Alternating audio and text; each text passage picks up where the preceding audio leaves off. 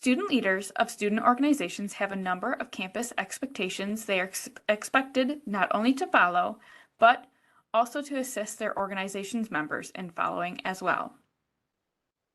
Before we get officially started, here are just a few tips and reminders in order for a successful student leader certification submission. 1. Be sure to be logged into your own account. If a form is submitted with mismatched login and name data, we will not be able to approve it. 2. Feel free to save as a draft and come back later. You can do so by using the upper right drop-down arrow on the form. 3. For submission to be approved, you must have completed the form in its entirety correctly. If you don't answer all the questions correctly, you will see at least one answer is incorrect or incomplete message. This means you need to go back to those questions in that section and answer them correctly before you are able to move on to the next section. If everything is answered and answered correctly, the next section will appear for you to continue on to. You will know that you have successfully done this by seeing the blue success message at the bottom and top of the form. After you complete the form and see that blue success message, scroll back to the top of the form and hit the green Submit button found on the upper right. Please wait for the next page to load fully before exiting the browser. This could take a couple minutes due to the size of the form. Now, on to overview and expectations. The first and second steps are for the president or lead officer, as well as the second member who takes on the financial role, such as treasurer, that will be active for the coming academic year to complete the training known as Student Leader Certification, the set of modules and related questions that you are currently viewing. The third step to be completed after the president submits the Student Leader Certification form is to update your portal information on Connect via the In Transition feature, including submitting a constitution that is dated and less than 5 years old.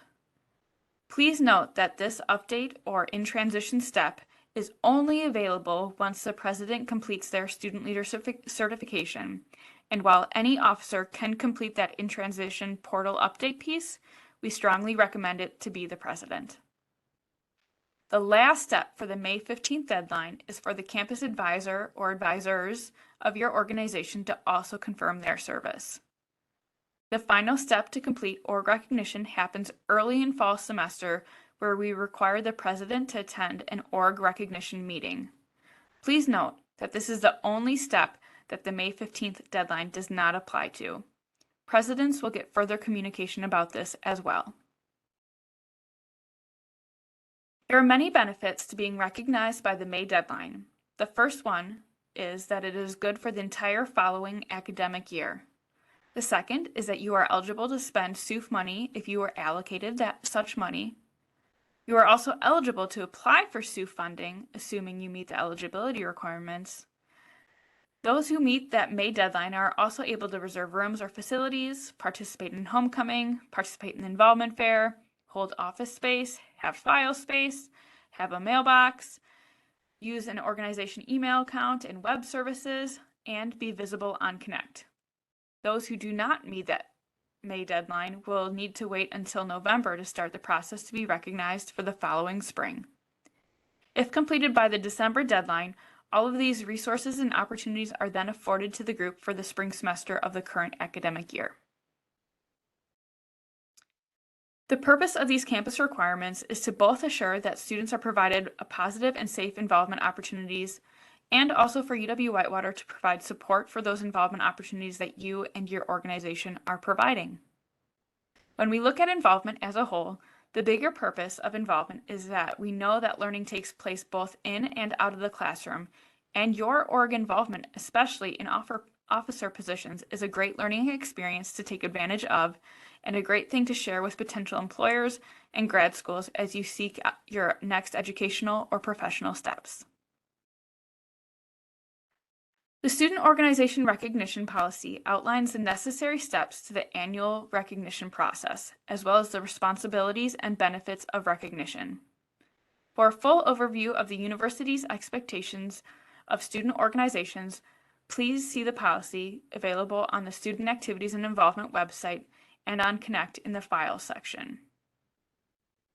If your organization or its members fails to meet the requirements set forth in the recognition policy, your organization's actions may be reviewed through the lens of the Student Organization Conduct Policy. Actions will be taken for misconduct, ranging from written or verbal warnings to loss of recognition as an organization.